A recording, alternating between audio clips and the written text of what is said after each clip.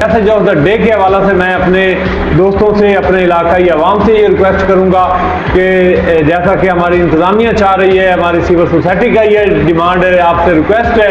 کہ social media کا استعمال جو ہے وہ آپ سوچ سمجھ کر کریں۔ جو دوست بھی شہداء کربلا کی بغض میں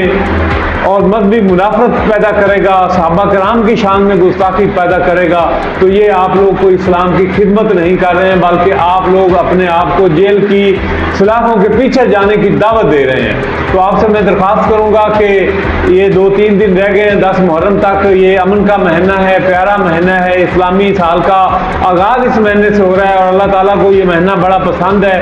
اور نبی کریم صلی اللہ علیہ وسلم کے شہزادوں کی جو ہے اس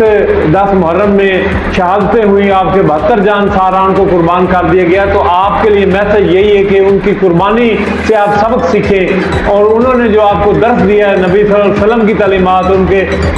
نواسوں کی جو تعلیمات ہیں ان پر عمل پیرا ہوں۔ اللہ تعالیٰ آپ کو اپنے حفظ و امان میں رکھے، خوشیاں بانٹیں، ایک دوسرے کے ساتھ پیار کریں، محبت کریں۔ چھوٹی سی مختصر سی زندگی ہے، اس میں آپ لوگ جو ہیں وہ چھوٹے چھوٹے معاملات جو ہیں وہ آگے چل کر وہ بڑے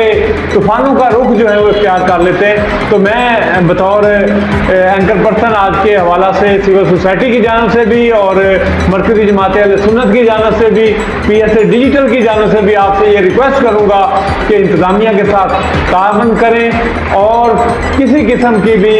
مذہبی منافرت پر مبنی پوسٹ فیس بک پر لگانے سے اجتناب کریں۔ اللہ نگہبان، بہت شکریہ۔